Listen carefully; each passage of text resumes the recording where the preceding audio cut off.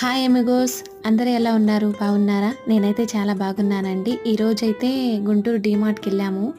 పండగ వస్తుంది కదండీ! షాపింగ్ చేయాలని చెప్పి మార్నింగ్ వెళ్ళాము. మేము తిరిగి షాపింగ్ చేసుకొని వచ్చేసరికి ఈవినింగ్ అయింది.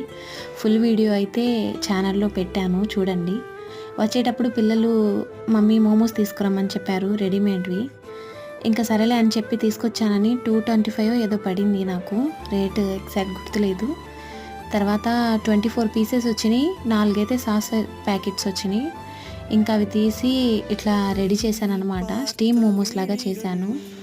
ఇంకా పిల్లలు తింటారులే అని చెప్పి రాగానే పాపం చాలా ఆకలిగా ఉన్నారు. సరే అని స్టీమ్ మోమోస్ చేసి ఇచ్చాను.